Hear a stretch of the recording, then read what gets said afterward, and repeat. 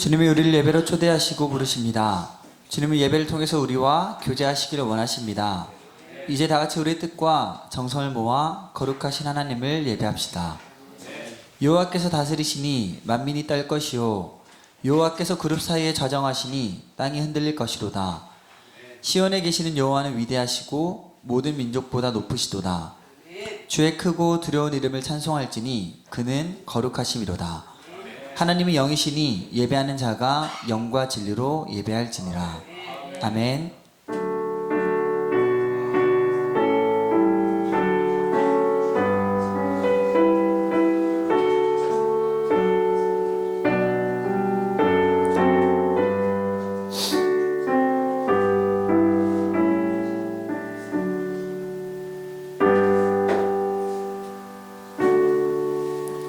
다같이 사도신경으로 우리의 신앙을 함께 고백하시겠습니다.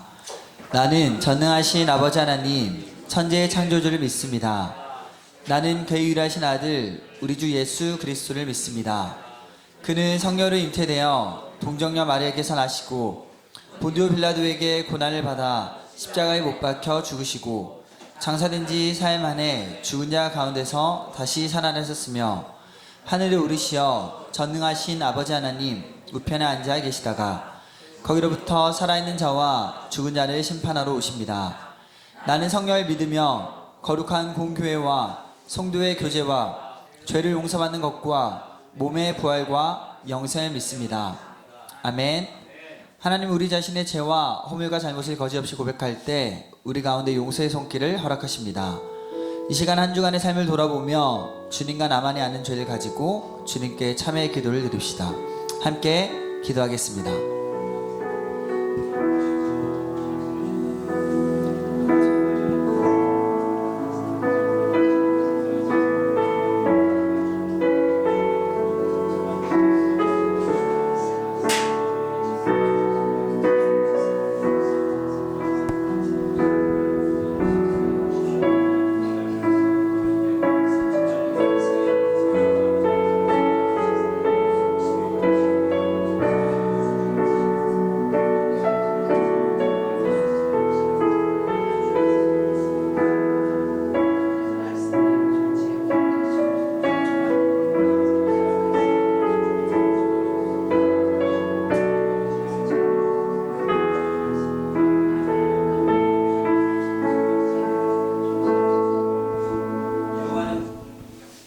여호와는 마음이 상한 자를 가까이 하시고 충심으로 통회하는 자를 구원하시는도다. 그러므로 이제 그리스도 예수 안에 있는 자에게는 결코 정죄함이 없느니라. 아멘. 오늘도 예배 가운데 오신 여러분들을 주님의 이름으로 사랑하고 또 축복합니다. 이 시간도 우리의 갈급한 마음을 채우시는 주님을 우리 마음과 뜻과 정성을 다해 찬양하였으면 좋겠습니다. 주 사랑해요 영원히 찬양해 예수 신령과 진정으로 경배드려요. 주 사랑해요 주 사랑해요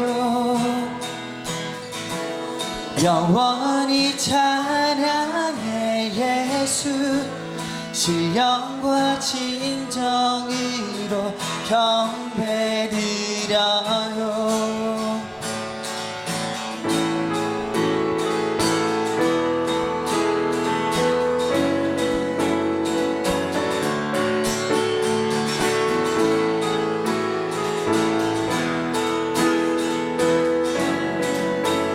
갈급한 내 맘 갈급한 내 와주시는 주 사랑과 노래 드리기 원합니다. 주 사랑해요 주 사랑해요 주 찬양해요 높고 거룩한 주 날 만져주시니 이전과 같지 않으리. 주 사랑해요 주 사랑 영원히 찬양해 예수 신령과 진정으로 경배드려요 주 사랑해요 주 사랑해요 영원히 찬양해 예수 신령과 진정으로 경배드려요 아멘 매일 주님과 매일 주님과 함께 지내며 주의 부르심 주 마음 알기 원해 내 모든 호흡 주께 속했네 주의 부르심 주 마음 알기 원해 내 생명 주께 속했네 주 사랑해요 영원히 찬양해 예수 신령과 진정으로 경배드려요 주 사랑해요 주 사랑해요 영원히 찬양해 예수 신령과 진정으로 우리 한 번 더 고백할까요? 주 사랑해요 주 사랑해요 영원히 찬양해 예수 신령과 진정으로 경배드려 마지막으로 고백할까요? 주 사랑해요 주 사랑해요 영원히 찬양해 예수 신령과 진정으로 경배드려요 아멘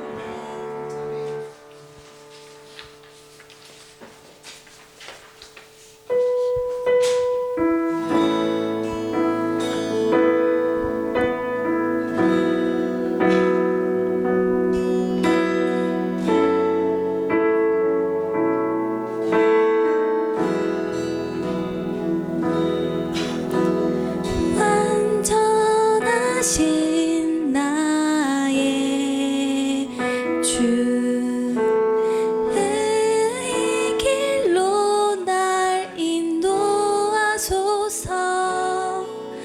행하신 모든 일 주님의 영광 다 경배합니다 완전하신 완전하신 나의 주 의의 길로 날 인도하소서 행하신 모든 일 주님의 영광 다 경배합니다 예배합니다 찬양합니다 주님만 날 다스리소서 예배합니다 찬양합니다 주님 홀로 높임 받으소서 우리 마음과 다시 한번 고백할까요? 완전하신 나의 주 완전하신 나의 주 의의 길로 날 인도하소서 행하신 모든 일 주님의 영광 다 경배합니다 예배합니다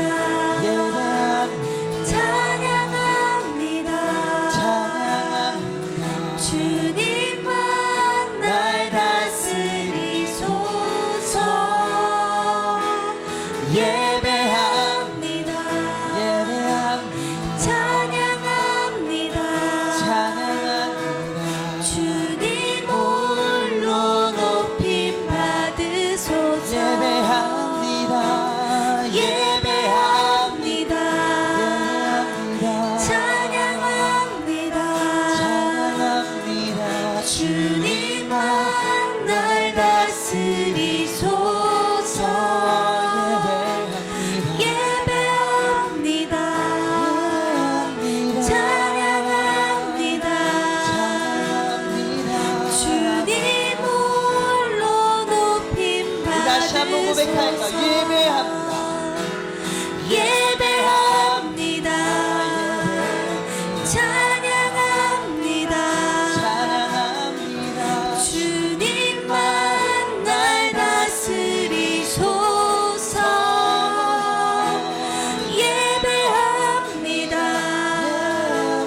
찬양합니다. 주님 홀로 높임 받으소서. 부르신 곳에서 나는 예배하네. 어떤 상황에도 나는 예배하네. 부르신 곳에서 나는 예배하네. 어떤 상황에도 나는 예배하네.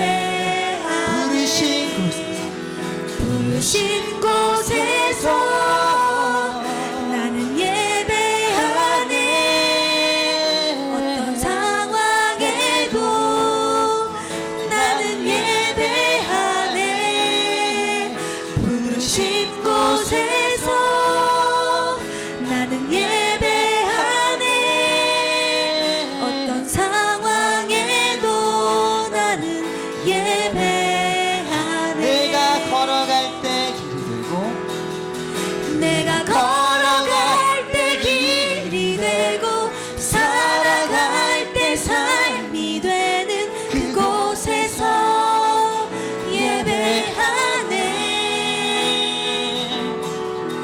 내가 걸어갈 때 길이 되고 살아갈 때 삶이 되는 그곳에서 예배하네. 부르신 곳에서 나는 예배하네. 어떤 상황에도 나는 예배하네. 부르신 곳에서 나는 예배하네. 어떤 상황에도 나는 우리 전심을 다해 고백할까요? 부르신 곳에서 나는 예배하네. 어떤 상황에도 나는 예배하네.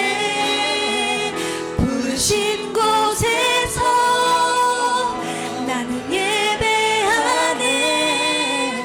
어떤 상황에도 나는 예배하네. 함께 예배 위에 기도했으면 좋겠습니다. 저희 갈급함을 채우시는 주님을 깊이 깨닫는 예배 되기 원합니다. 아버지, 주님을 만나고 가는 그런 예배 되기 원합니다. 어떠한 상황 가운데서도 어떤 환경 가운데서 저희 붙드시는 그 주님의 크신 사랑을 시간 저희가 깨달기 원합니다. 그런 완전하신 주님을 저희가 이 시간 마음을 다 예배하고 찬양하기 원합니다. 우리 이런 마음 가지고 함께 예배 위에 기도하겠습니다.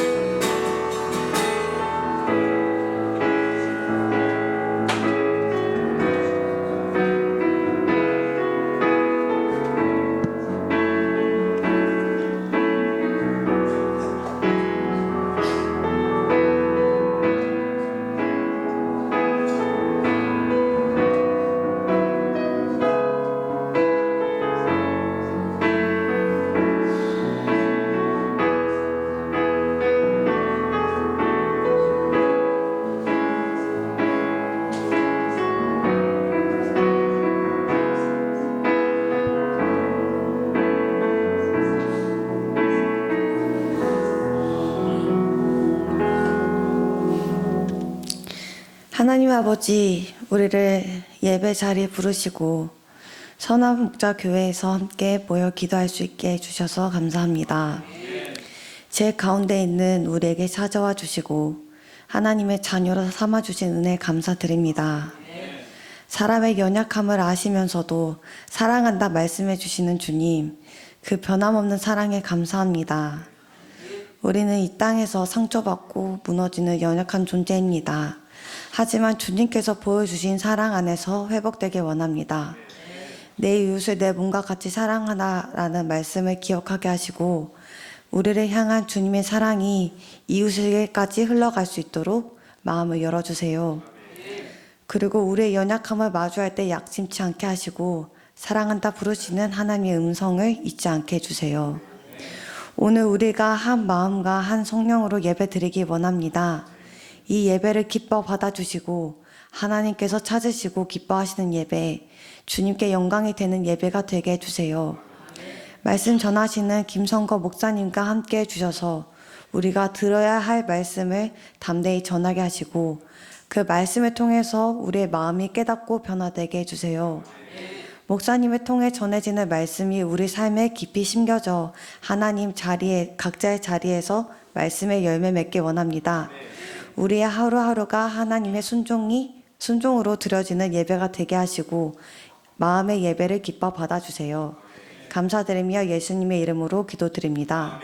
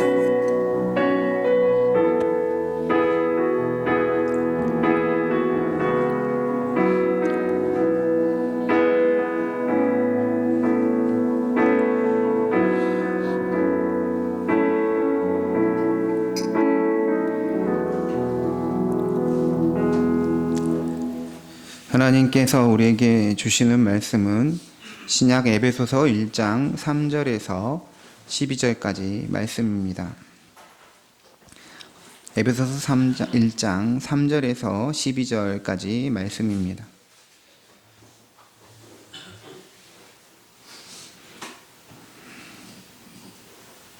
한 절씩 교독하고 마지막 절 합독하겠습니다. 찬송하리로다. 하나님 곧 우리 주 예수 그리스도의 아버지께서 그리스도 안에서 하늘에 속한 모든 신령한 복을 우리에게 주시되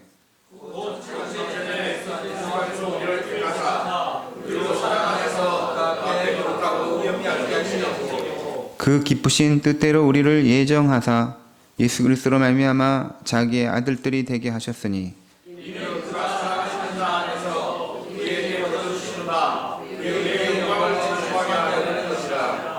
우리는 그리스도 안에서 그의 은혜의 풍성함을 따라 그의 피로 말미암아 속량 곧 죄사함을 받았느니라.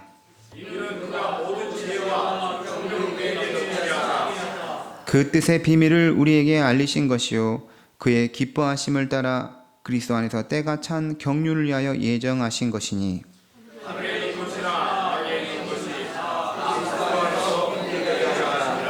모든 일을 그의 뜻의 결정대로 일하시는 이의 계획을 따라 우리가 예정을 입어 그 안에서 기업이 되었으니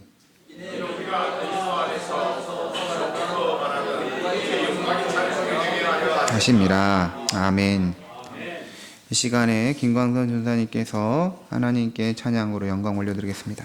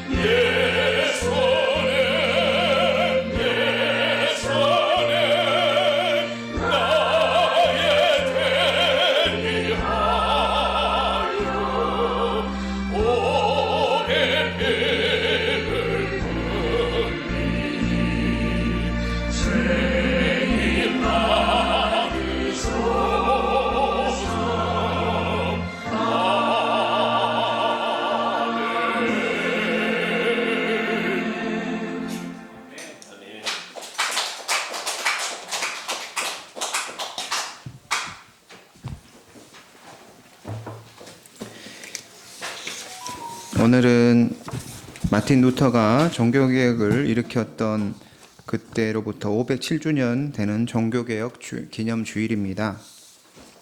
그래서 1년에 한 번 이렇게 종교개혁 주일에는 하나님 말씀을 전하되 우리 신학에 대한 말씀을 또 전하도록 하겠습니다. 그래서 신학 강좌처럼 신학 특강처럼 종교개혁 주일에는 어떤 우리 종교개혁자를 정해서 어떤 종교개혁자들의 어떤 성경적인 사상을 생각을 전하도록 하겠습니다.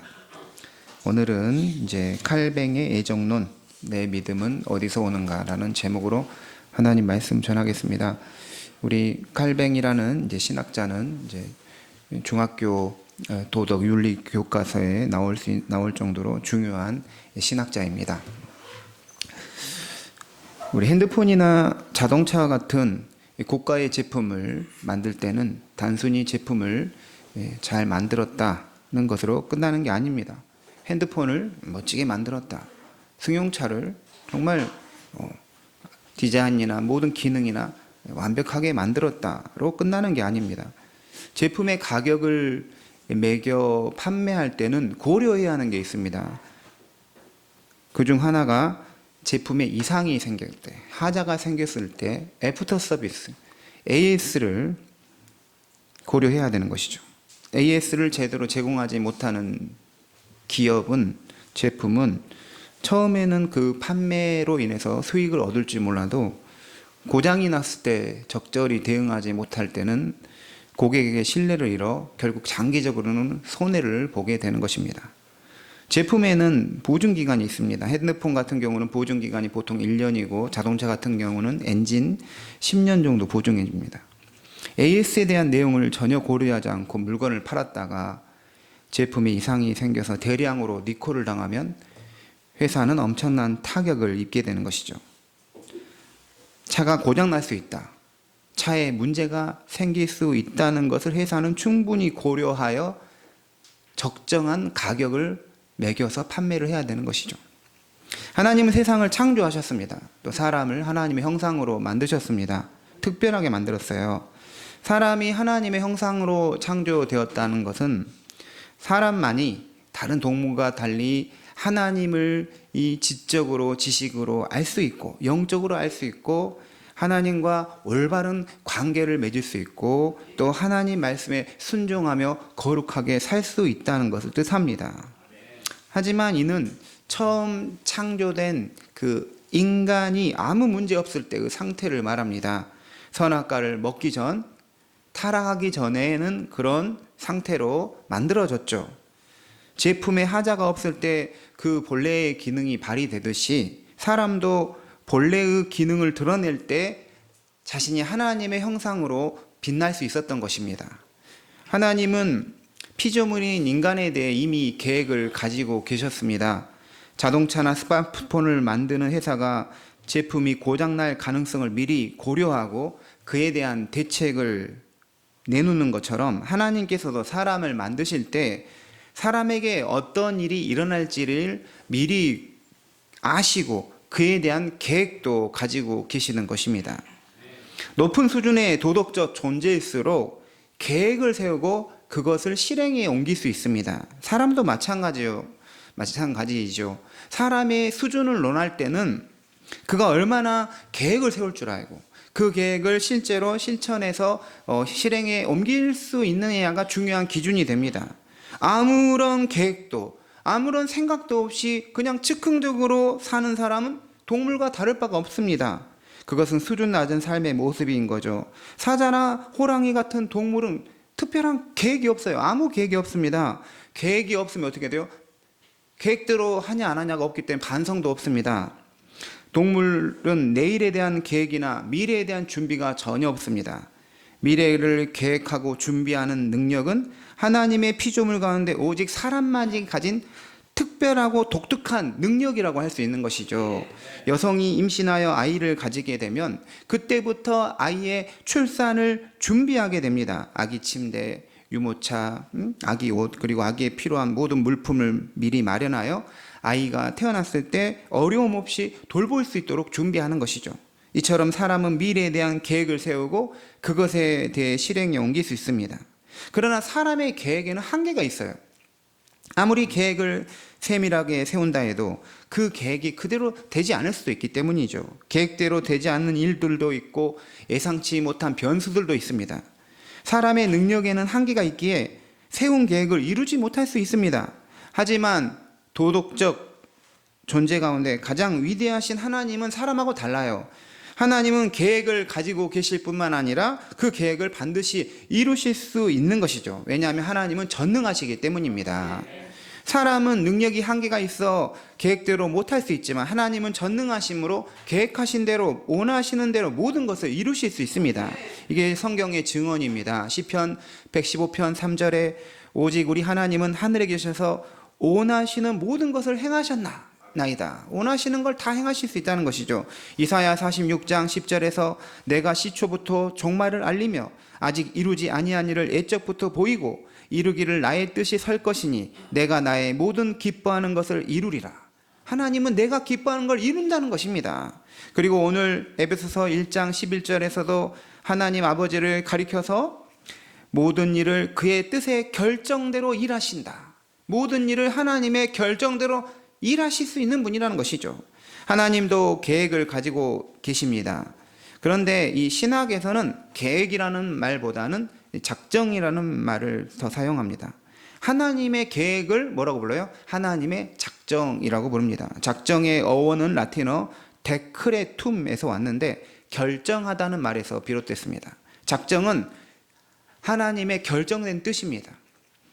또 한자어로 작정은 만들 작, 정할 정으로 해서 하나님은 당신의 뜻 안에서 모든 것을 계획하고 정하셨다는 것입니다. 하나님의 이 작정, 계획을 말할 때 신학에서는 여기에 영원한이라는 형용사를 붙입니다. 하나님의 영원한 작정이라고 부르는 것이죠. 그 이유는 사람의 계획이나 결정은 시간 안에서 그게 이루어지죠.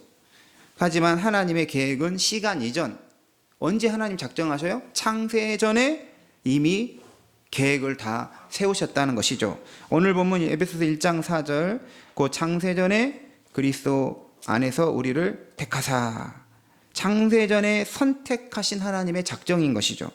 또한 디모데후서 1장 9절에서도 하나님이 우리를 구원하사 거룩하신 소명으로 부르심은 우리 행위대로 하심이 아니요 오직 자기의 뜻과 영원 전부터 그리스도 예수 안에서 우리에게 주신 은혜대로 하심이라.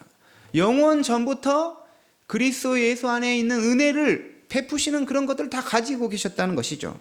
하나님의 작정에는 두 가지가 있습니다. 첫째는 구원에 관한 작정으로 선택, 예정이고, 다른 하나는 인간사에서 일어나는 모든 사건과 일들에 대한 작정으로서 섭리입니다.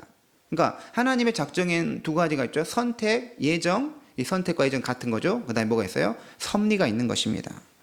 실제로 우리 성도님들은 원래 죄인이었고 하나님과 원수된 존재였지만 하나님께서 이 성도님들을 택하시고 부르셔서 구원으로 인도해 주셨습니다. 이것은 구원에 관한 작정인 것이죠. 구원에 관한 작정을 또 뭐라고 부른다 했죠? 예정이라고 불렀어요. 하지만 하나님의 작정은 구원에 관한 것만 아닙니다. 성도의 삶 전체, 곧 일어나는 모든 사건과 가정 안에 뭐가 있어요? 하나님의 섭리가 있다는 것이죠. 성도의 인생 전체에 대한 섭리도 하나님의 작정에 속합니다. 그래서 시편 37편 23, 24절에 여호와께서 사람의 걸음을 정하시고 그의 길을 기뻐하시나니 그는 넘어지나 아주 엎드러지지 아니함은 여호와께서 그의 손으로 붙드신다는 거죠. 하나님께서 다 사람의 걸음을 정해 주셨다는 거죠. 하나님께서 그리시고 그 손으로 다 붙들어 주신다는 것입니다. 하나님께서 섭리로서 성도의 인생을 붙들어 주신다는 것이죠. 믿음을 가진 성도라면 누구나 이 직장을 가지거나 또 결혼하여 가정을 세우는 일, 모든 삶의 영역 속에서 하나님의 섭리적 인도하심과 이끄심을 경험하게 되는 것입니다. 이 두 가지 작정 중 오늘 말씀은 하나님의 예정에 관한 말씀입니다. 제가 말한 것처럼 오늘 말씀의 제목이 뭐죠? 칼뱅의 예정론, 나의 신앙은 어디서 오는가라는 제목입니다. 종교개혁자 중에 루터가 가장 유명하고 중요하지만 칼뱅 역시 정말 중요합니다. 칼뱅은 우리가 속한 장로교를 창시한 목회자이고 신학자이기 때문이죠. 칼뱅의 여러 신학 사상이 있는데 오늘 말씀은 그의 대표적인 신학사상이라 할 수 있는 예정에 대한 말씀입니다. 루터가 믿음으로 의롭게 된다는 사람이 의롭게 되는 것은 믿음으로 의롭게 된다는 이신칭의를 발견했다면 칼뱅은 도대체 이 믿음은 어디서 왔는가? 믿음의 근원이 어디인가를 물었습니다. 칼뱅에 따르면 우리의 믿음은 하나님의 영원한 작정인 예정에서 왔다라는 것이죠. 어떤 성도님들은 아무리 우리가 장로교단에 속한 교회이고 성도라도 설교 제목이 칼뱅의 예정론 이렇게 되어 있는 것에 반감이 들 수도 있죠. 왜냐하면 나는 누구의 예정론, 어떤 신학자의 무슨 주장을 듣고 싶은 게 아니라 하나님 말씀을 듣고 싶기 때문이다 이렇게 생각할 수 있습니다. 어떤 사람의 예정론 이런 게 아니라 그냥 성경이 말하는 예정론 이런 설교를 듣고 싶을 것입니다. 그런데 여기서 우리가 오해하지 말아야 할 것은 칼뱅의 예정론은 칼뱅이 신학자가 만들어낸 예정론이 아니라는 거예요. 성경에도 없는 내용을 칼뱅이 만들어서 이게 예정론이다 이렇게 한 게 아니라 이미 성경이 말한 예정에 대한 가르침을 탁월한 목회자이자 신학자인 칼뱅이 그것을 체계화하고 종합하고 우리에게 유익하게 만들어낸 것입니다. 성도에게 지식과 확신을 가질 수 있도록 주제화시켜서 정리를 한 것이죠. 대학교에서 수업을 듣고 이제 시험 공부할 때 평소에 이 노트 정리 잘하는 친구가 있습니다. 앞에서 선생님 불러준 거를 그대로 잘 정리해가지고 이 노트 정리 잘하는 친구 있어요. 그러면 시험 볼 때 그 노트 정리 잘하는 친구에게 그 노트 나 좀 복사할 수 있겠니 하면 정말 자비로 뭔가 이렇게 괜찮은 애들은 그래 복사해라 하면 그거 가지고 공부하면 정말 이게 유익하죠. 이렇듯이 정리의 은사를 가진 친구들이 있습니다. 마찬가지로 칼뱅이라는 목회자는 성경 전체를 잘 이해하고 하나님 말씀을 탁월하게 잘 이해하고 그것을 예정이라는 관점으로 그것을 파악한 것이죠. 칼뱅은 신학의 과제가 성경이 말하는 그 진리를 드러내는 것이라고 생각했습니다. 그래서 성경이 하나님 말씀이 침묵하는 것에서는 우리도 침묵해야 한다는 거죠. 성경이 말하지도 않는 계시하지도 않는 내용을 추론하고 막 상상해서 밝히려 해서는 안 된다고 말합니다. 또 반대로 성경이 말하고 있는데도 의도적으로 그 내용을 알려 하지도 않거나 받아들이려고 하지도 않아서는 안 된다는 것입니다. 성경의 내용에 대해서는 편식해서는 안 된다는 것이죠. 하나님 말씀 가운데 쉽고 가볍고 그냥 빨리 은혜 받고 싶은 것만 추구해서는 안 된다는 것입니다. 편식은 자기가 좋아하는 것은 계속 좋아하고 관심 가지고 자기가 잘 알지 못하는 것에서는 관심을 두지 않고 무시하는 태도가 편식이죠. 신앙의 편식입니다. 하나님 말씀인 성경은 처음부터 계속해서 하나님의 영원한 선택과 예정을 말하고 있다는 것입니다. 지난주 설교의 믿음의 조상이라 할 수 있는 아브라함은 어땠어요? 창세기 12장 보면 사실 하나님은 달신과 태양신을 숭배했던 아브라함을 갈대아 우르에서 불러서 구원하여 주십니다.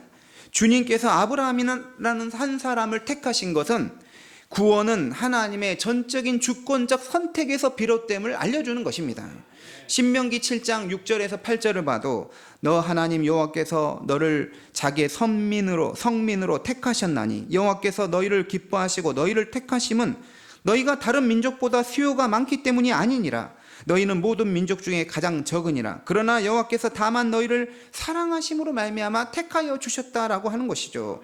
시편 33편 12절에 하나님의 기업으로 선택된 백성은 복이 있다 했어요. 하나님의 선택을 받은 백성은 복이 있다는 것이죠. 하나님은 아브라함을 선택하여 구원으로 불러주셨고 이스라엘 민족을 선택하여 불러주신 것입니다. 예수님께서도 요한복음 6장 37절에서 아버지께서 내게 주시는 자는 다 내게로 올 것이요 내게 오는 자는 내가 결코 내쫓지 아니하리라 말씀하셨습니다. 39절에서도 나를 보내신 이의 뜻은 내게 주신 자 중에 내가 하나도 잃어버리지 아니하고 마지막 날에 다시 살리는 이것이니라. 예수님은 하나님 아버지께서 선택한 양들을 알고 계셨고 그들을 찾아서 자기에게 이끄셨고 그들을 결코 마지막까지 잃어버리지 않을 것이다 라고 분명하게 말씀하신 것이죠. 요한복음 15장 16절에서도 너희가 나를 택한 것이 아니요 내가 너희를 택하여 세웠다라고 분명하게 말씀하십니다. 로마서 8장 30절에서도 또 미리 정하신 자들 그들을 또한 부르신 그들을 또한 의롭다 하시고 의롭다 하신 그들에게 또한 영화롭게 하셨다라고 합니다. 미리 정하셨고 미리 정한 자를 불러주셨다라고 성경 예정에 대해서 말하고 있다는 것이죠. 오늘 말씀 에베소서 1장 4절 보시면 그 창세전에 그리스도 안에서 우리를 택하사, 또 5절에서 그의 기쁘신 뜻대로 우리를 예정하사, 11절에 모든 일을 그의 뜻의 결정대로 일하시는 이의 계획을 따라 우리가 예정을 입어 그 안에서 기업이 되었다.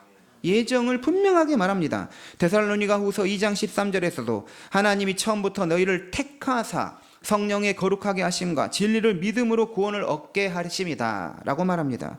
사도행전 13장 48절에 이방인들이 듣고 기뻐하여 하나님 말씀을 찬송하며 영생을 주시기로 작정된 자는 다 믿더라. 영생을 주기로 작정된 자는 다 믿는다는 것입니다. 사도 바울이 고린도에서 전도하다가 그 도시를 떠나려 할 때 하나님께서 사도 바울에게 말합니다. 이 성 중에 내 백성이 많음이라. 고린도의 성도, 하나님의 자녀가 많다는 것이죠.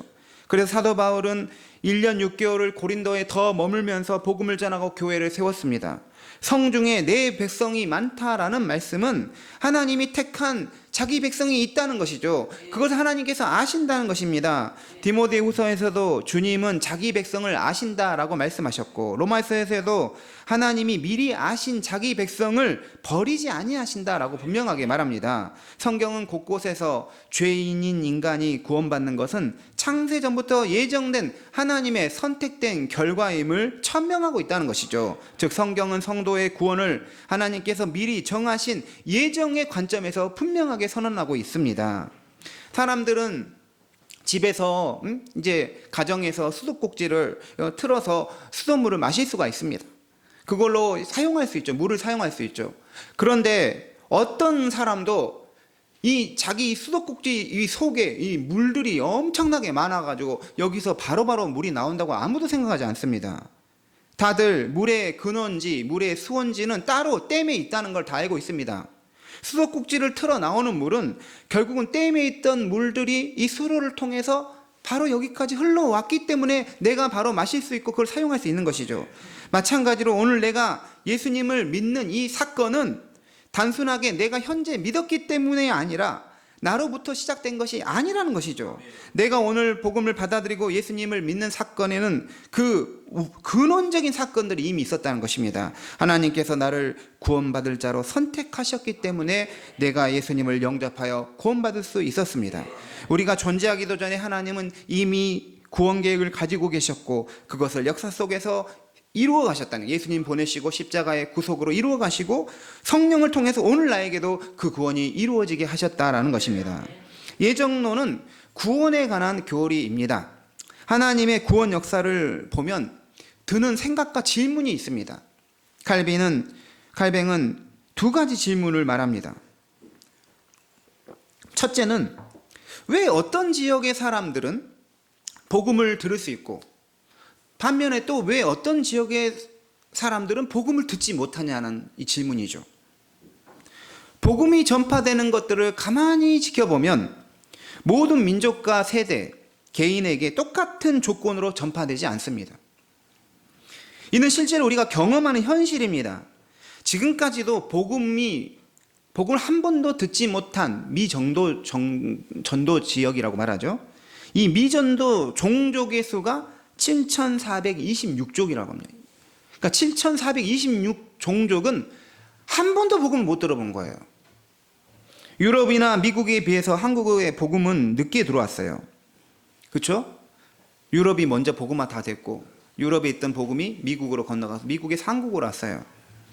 한국은 아시아 나라 중에서는 늦게 복음을 받아들였지만 아시아 나라 중에서는 복음화율이 30% 넘을 정도로 굉장히 축복받은 나라이죠. 하지만 일본 같은 경우는 1%가 안 됩니다. 그래서 일본에 여행을 가게 되면 교회가 없습니다. 교회를 찾아보기 힘들어요. 한 도시에 몇 개가 안 됩니다. 그러니까 안 보이는 거죠. 근데 우리는 어떻습니까? 편의점보다 많습니다. 편의점보다 훨씬 많아요, 교회가. 그러니까 그냥 널렸어요, 교회가. 사방이 교회이기 때문에 복음이 가까이 있다는 것이죠. 이런 불균등한 전파, 그렇잖아요. 불균등하잖아요. 이 속에서도 하나님의 선택의 신비가 있다는 거예요. 우리가 다 알지 못하지만 분명히 뭔가에 알 수 없는 내용이 있다는 것입니다. 두 번째는 왜 복음을 들은 사람 중에도 서로 반응이 다른가라는 것입니다. 복음을 들은 사람의 반응은 제각각입니다. 어떤 사람은 복음을 즉시 믿음으로 받아들여서 반응하지만 어떤 사람은 굉장히 오랜 후에야 반응이 일어납니다. 또 반면에 어떤 사람은 아무리 복음을 자주 들어도 마음이 여전히 강팍해서 끝까지 거부하기도 합니다. 이것도 우리가 경험하는 엄연한 현실이라는 것이죠. 십자가상에서 두 강도가 있었습니다. 똑같이 예수님을 양옆에서 예수님을 바라보았지만 반응이 완전 달랐어요. 한 강도는 회개하고 그리스도를 영접했어요. 오늘 너는 나와 함께 낙원에 있을 것이라 약속받았습니다. 다른 강도는 예수를 거부하고 구원의 길에서 완전히 멀어졌습니다. 칼뱅은 복음을 들은 사람이 복음을 수용하느냐 마느냐의 그 반응 자체에서도 불균등한 반응이 있음을 보았습니다. 그렇다면 이러한 차이가 왜 일어나고 이것을 어떻게 해석해야 하냐라는 것이죠. 칼뱅의 예정론과 감리교의 예정론은 다릅니다. 중요한 차이가 있어요. 감리교에서는 하나님의 예정이란 예수를 믿고 구원받는 방식만 예정했다는 거예요. 그래서 누가 구원받는 것은 감리교에서는 자기 자유의지로 예수님 받아들이면 구원받고 자기 자유의지로 거부하면 천국에 지옥 간다는 것이죠. 반면에 칼뱅과 장로교는 하나님의 예정이라는 것은 하나님이 택한 사람들이 예수를 믿고 구원받도록 예정됐다는 것입니다. 감리교는 구원에 관한 방식을 예정하고 장로교는 구원받을 사람을 예정했다는 것입니다. 감리교에서는 방금 말한 것처럼 누가 구원받을지는 자기 의지에 달려 있다는 것이죠. 그래서 감리교는 자신이 복음을 듣고 그 복음을 영접하라는 거예요. 영접하면 된다라고 말합니다. 감리교에서는 타락한 인간에게도 여전히 자유의지가 있다고 보는 것이죠. 반면에 칼뱅은 타락한 인간에게는 자유의지가 없다라고 말합니다. 여기서 이 자유의지라는 것은 짜장면 먹을 건가 짬뽕 먹을 건가 택시 탈 것인가 버스 탈 것인가 지하철 탈 것인가 이런 의지가 아니라 구원에 있어서 복음을 듣고 반응할 의지가 있느냐 없냐라는 거예요. 구원의 복음을 듣고 타락한 인간도 자유의지가 있어서 복음을 듣고 반응할 수 있다는 게 감리교이고, 장로교는 칼빈과 장로교는 타락한 인간은 자유의지가 없고 노예 의지만 있어서 복음을 듣고 반응할 수 없다는 것이죠. 그래서 칼뱅과 장로교 교리에서 가장 중요한 교리 중에 하나가 전적 타락입니다.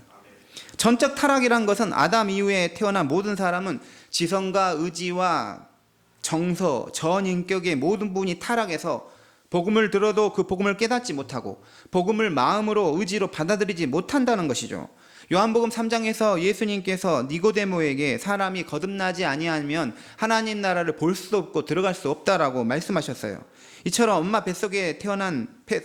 어머니 뱃속에서 태어난 인간은 그 상태 그대로 복음을 들어도 반응할 수 없고 거듭날 수 없어서 천국을 볼 수도 없고 들어갈 수 없다라는 것이죠.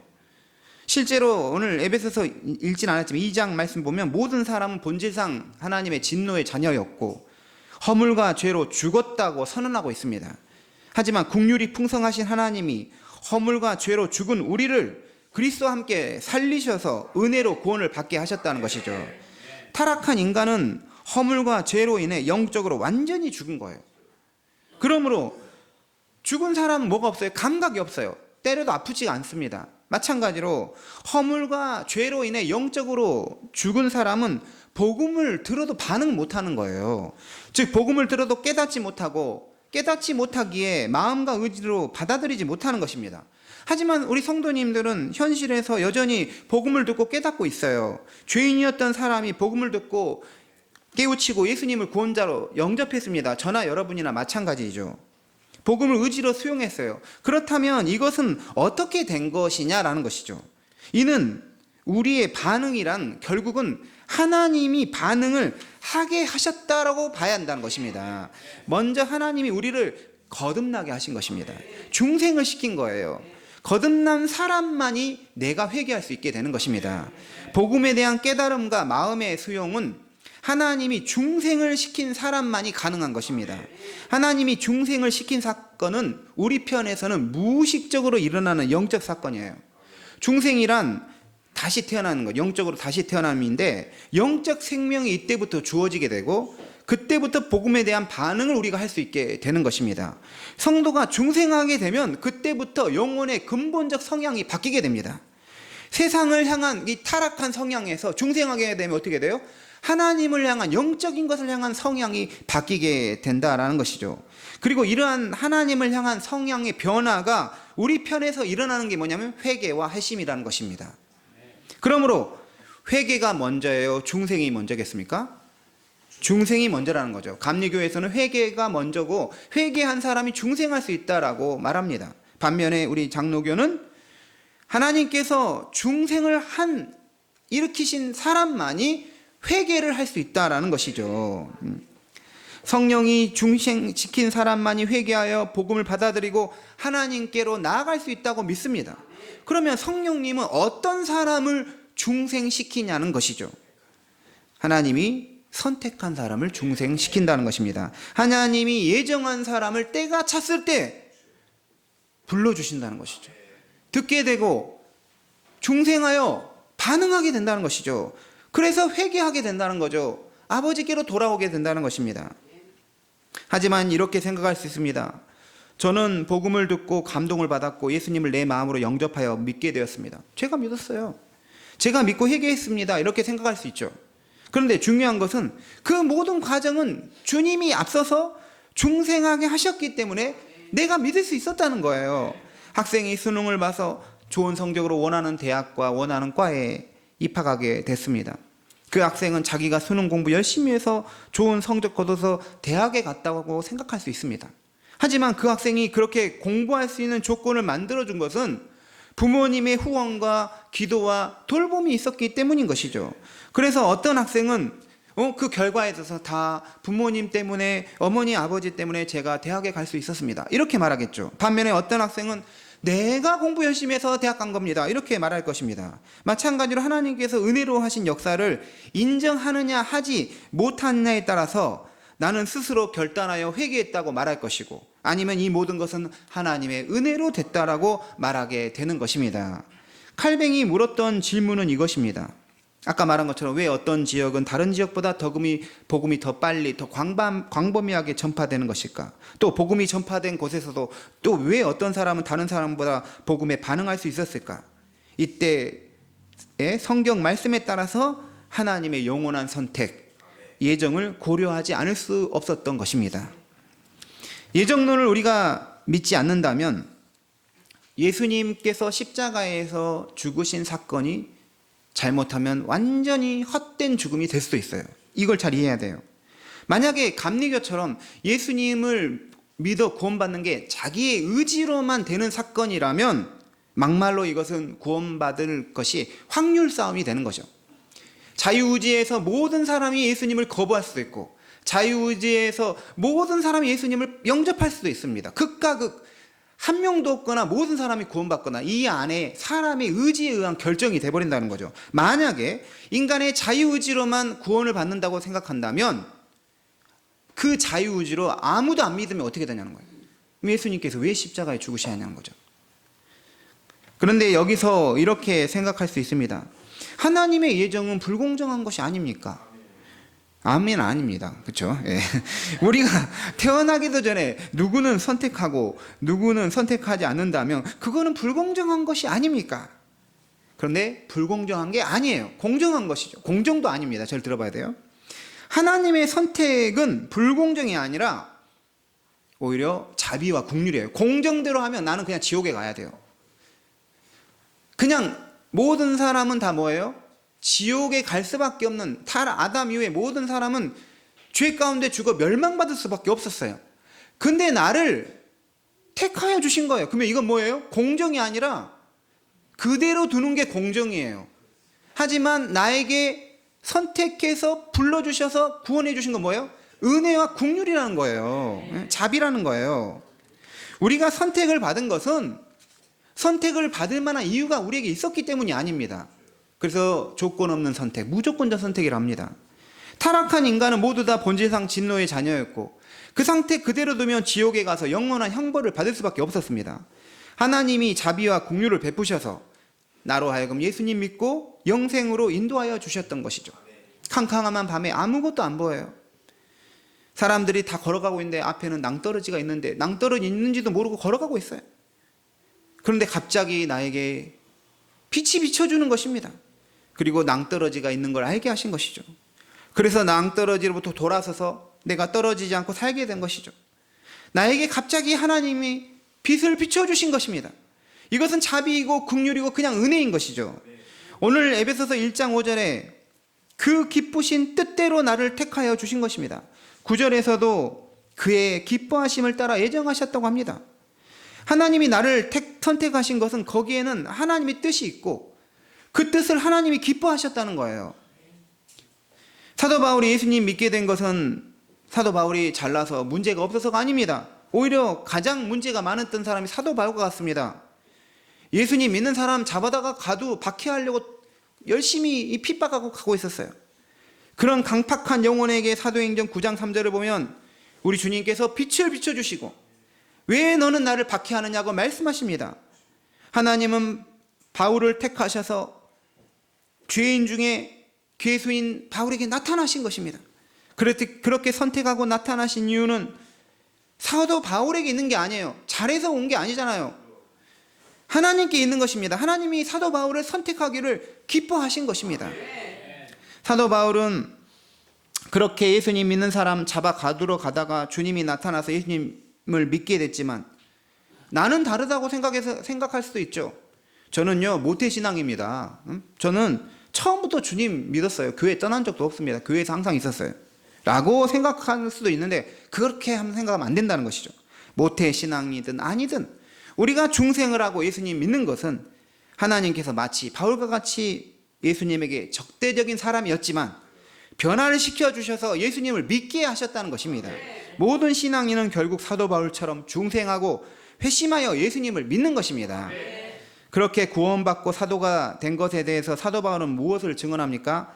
내가 나 된 것은 다 하나님의 은혜로 된 것이라.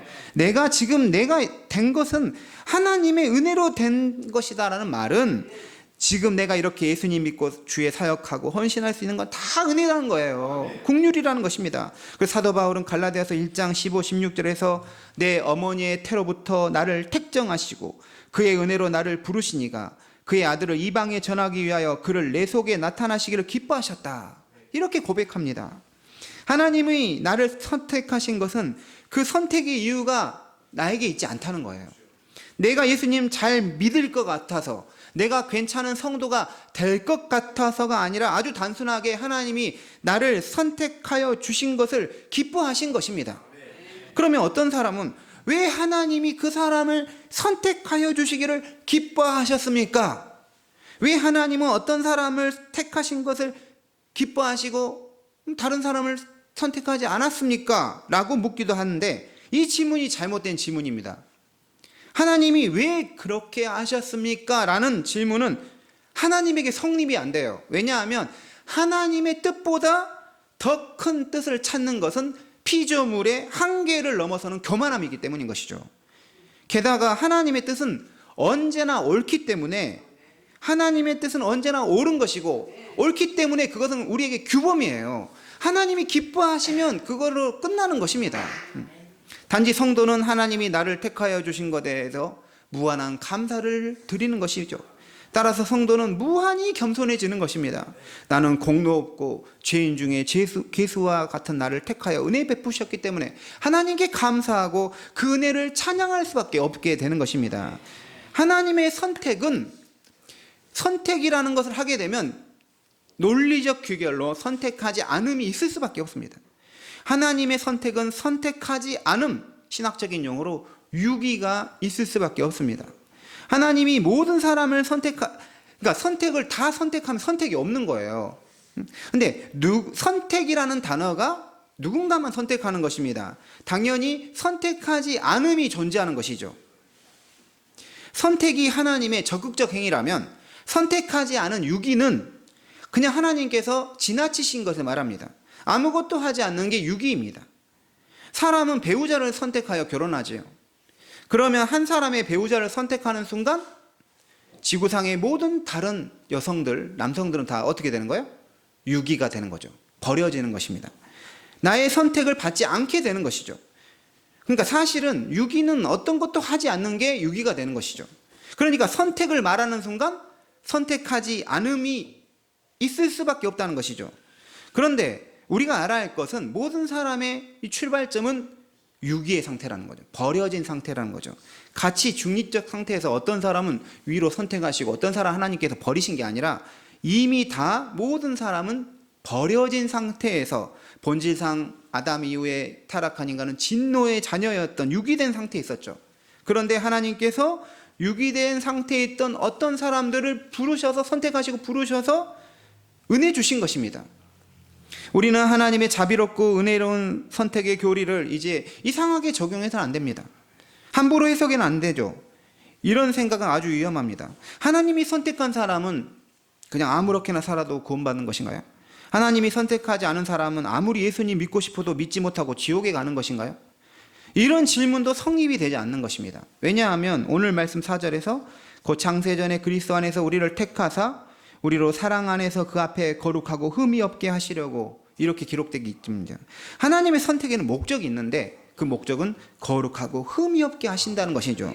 아무렇게나 되는 대로 막 살라고 선택한 것이 아니라 하나님의 뜻대로 거룩하고 순결하고 하나님 보기에 기쁘시게 살라고 선택하신 것입니다.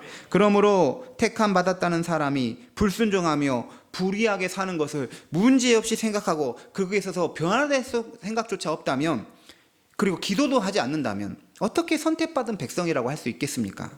내가 선택받지 않은 사람이라면 아무리 예수님 믿고 싶어도 믿지 못하고 지옥에 갑니까? 이 질문의 문제점은 예수님을 믿고 싶다는 마음 자체와 선택을 서로 분리하려고 한다는 것이죠. 그 질문이 잘못된 것입니다. 선택받은 자에게 나타나는 현상은 예수님을 믿고자 하는 마음이 생긴다는 거죠. 선택받은 사람은 그냥 교회를 가고 싶은 마음이 갑자기 들게 되는 것입니다. 하나님께서 반대로 역사하지 않아요. 나는 정말 예수님 믿고 싶어요. 구원받고 싶습니다. 근데 나 하나님 선택하지 않으면 어떻게 되죠? 이게 아니라는 거예요. 그 마음을 가진 것 자체가 선택하십니다라는 것이죠. 우리가 어떤 전도 대상자를 정합니다. 그러면 내가 아무리 이 사람을 전도하기 위해서 노력하고 기도하고 힘써도 하나님이 선택하지 않으면 저 사람 교회 예수님 안 믿고 지옥 가겠네? 이런 식으로 생각해서는 안 된다는 것이죠. 왜냐하면 빌립보서 2장에 우리 마음에 소원을 두고 행하시는 분이 하나님이시기 때문입니다. 그 전도 대상자를 생각하며 그를 위해서 선한 일을 하고 또 기도해주고 여러 가지 이런 행위가 하나님께서 선택한 자이기 때문에 그런 마음의 소원이 우리에게 일어날 수 있다라는 것입니다. 그러므로 예수님 믿고 싶은 마음, 내가 저 사람을 위해서 기도하고 전도하고 싶은 마음은 선택과 분리되는 것이 아니라 같이 가는 것이다라는 것이죠. 오늘 종교개혁 주일에 칼뱅의 예정론, 나의 믿음은 어디서 오는가에 대한 말씀을 나누었습니다. 예정론은 복음의 총화입니다. 칼뱅의 예정교리는 구원의 비밀을 요약한 복음의 핵심이라고 칼뱅이 분명하게 말했습니다. 하나님의 은혜를 진정으로 경험한 사람은 금수와 같은 자기를 예수님 믿게 하심이 얼마나 큰 은혜이고 자비인지를 알게 됩니다. 그래서 한량없는 감사를 주님께 드리게 되는 것이죠. 우리는 내세울 공로가 없습니다. 자비만 주님께 받은 것이죠. 사실 교회에서 문제를 일으키고 자기 의와 자기 주장만 내세우려는 성도가 있다면 자기가 얼마나 큰 하나님의 자비로운 선택을 받았는지에 대해 무지하기 때문인 것이죠. 믿음 생활을 오래한 성도에게 나타날 수 있는 치명적인 문제점은 공로를 내세우고자 하는 것입니다. 내가 믿음 생활을 얼마나 오래 했는데, 내가 교회를 위해서 얼마나 헌신을 했는데, 내가 이 교회에서 사역을 얼마나 하고 봉사를 했는데, 하나님을 위하여 내가 얼마나 희생했는데, 이렇게 내가 자기의 공로와 자격을 내세우는 것이 치명적인 문제점인 것이죠. 예수님께서는 누가복음 17장 10절에서 이와 같이 너희도 명령받은 것을 다 행한 후에 이르기를 우리는 무익한 종이라 우리가 하여야 할 일을 한 것뿐이라 할지니라. 그냥 나는 내가 해야 할 일을 한 무익한 종이라는 거죠. 예정은 결국은 하나님이 하신 구원의 은혜를 찬양하고 찬미하는 것이죠. 그래서 오늘 말씀 12절에 그의 영광에 찬송이 되게 하려 하심이라.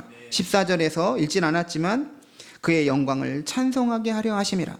창세전에 나를 택하여 주신 그 은혜가 한없이 크기에 우리는 오직 하나님만 찬양하고 영광을 올려 드릴 뿐인 것이죠. 오늘 말씀처럼 주의 은혜와 자비로 선택받은 우리 성도님들 모두 다 거룩하고 흠 없음으로 하나님께 영광 올리드리는 인격과 섬김 그리고 사역 되시기를 주님께서 원하십니다. 기도하겠습니다. 하나님, 나도 저희도 우리도 저 밖에 불신자와 다를 바가 없습니다. 그럼에도 우리를 주님 알게 하시고 교회로 인도해 주셔서 교회 그리스도의 몸에 접붙여 주시고 하나님의 한량없는 은혜를 받게 하심 감사합니다. 자격 없고 공로 없지만 오직 예수님 바라보며 구원받음을 주님께 감사드리고 영광 올려드립니다. 그러므로 이제 주님께서 나를 위하여 십자가에서 죽으셨기 때문에 이제는 주님을 위한 삶이 되기를 원합니다.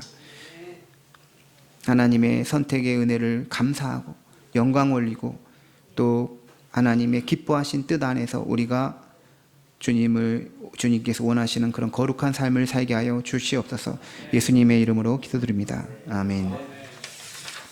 다 같이 우리 봉헌 하나님께 406장 찬송 부르시면서 봉헌하겠습니다.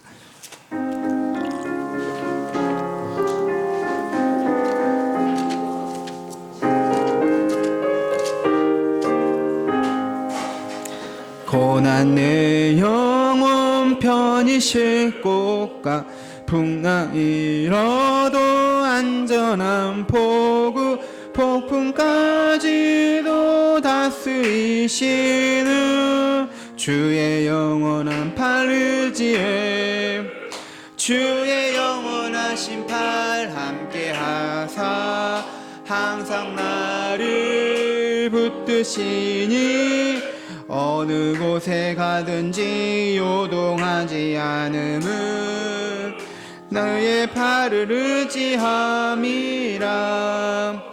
세상 친구들 나를 버려도 예수는 함께 동행함으로 주의 은혜가 충만하리니 주의 영원한 팔 의지에 주의 영원하신 팔 함께 하사 항상 나를 붙드시니 어두운 곳에 가든지 요동하지 않으는 주의 팔을 의지함이라.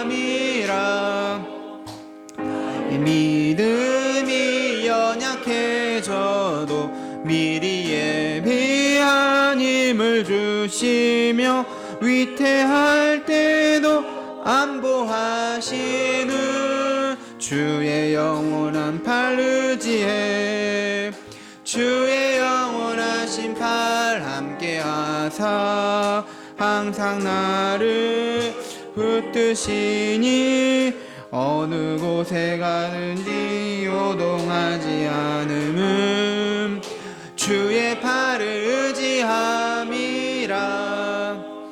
능치 못한 것 주께 얻으니 나의 일생을 주께 맡기면 나의 모든 짐 대신 지시는 주의 영원한 팔 의지해 주의 영원하신 팔 함께 하사 항상 나를 붙드시니 어느 곳에 가든지 요동하지 않음은 주의 팔을 의지함이라.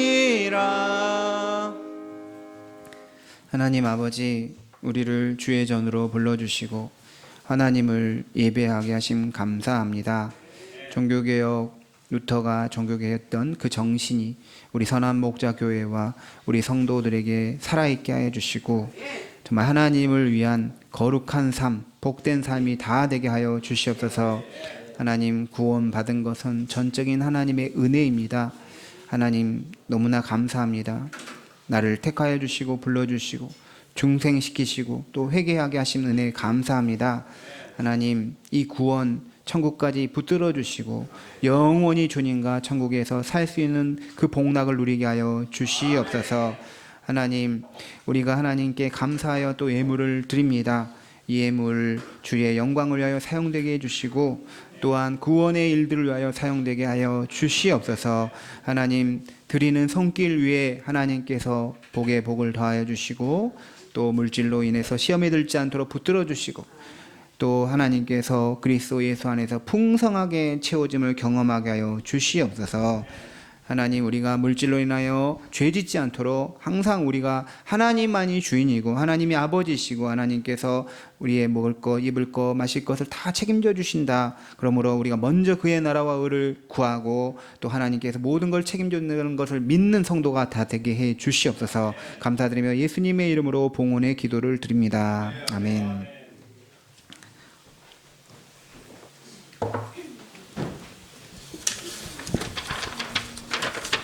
교회 소식 안내하겠습니다. 오늘은 507주년 종교개혁 주일입니다. 그래서 종교개혁의 정신은 이 개혁된 교회는 항상 개혁하는 교회이다. 그래서 교회의 개혁은 한 번에 되는 게 아니라 계속해서 말씀에 따라서 개혁이 되어야 됩니다. 우리 옆에 분들과 인사하겠습니다. 나의 믿음은 주님께로 옵니다. 주님이 택하여 주셨습니다. 주님께 영광 올려드립니다. 네. 다음 주에 우리 야외 예배가 있습니다. 다음 주 11월 2일 첫째 주입니다. 장소는 우리 교회에서 가깝고 우리 올림픽공원인데 올림픽공원이 너무 넓어가지고 우리가 장소를 정해야 될 것 같습니다. 그래서 우리가 정해서 또 알려드리고 하겠습니다. 다음 주에 만약에 비가 온다면 교회에서 정상적으로 예배 이렇게 드리겠습니다. 11시 기준으로 모이는 대로 바로 예배를 드리도록 하겠습니다. 그래서 다음 주 야외 예배와 여러 가지 어떤 내용을 가지고 우리 식사와 정리 후에 바로 교인 회의를 하겠습니다. 이쪽에서 같이 어떻게 할 것인지 여러 가지를 결정하도록 하겠습니다. 그리고 11월 셋째 주에는 추수감사 주일 예배가 있습니다. 그래서 교인 우리 회의를 바로 하기 때문에 장년부, 교육부, 성경 공부는 오늘 쉬도록 하겠습니다. 네. 오늘 저녁에 제가 청주 강서교회에 가서 하나님 말씀 증거할 것입니다. 우리 오늘 예배에 참여하신 채태권 선생님 계십니다. 김강선 전사님께서 우리 인도해 주셨습니다. 감사합니다. 식사하고 교제하면 좋겠습니다. 다 같이 일어나셔서 파송에 찬양하겠습니다.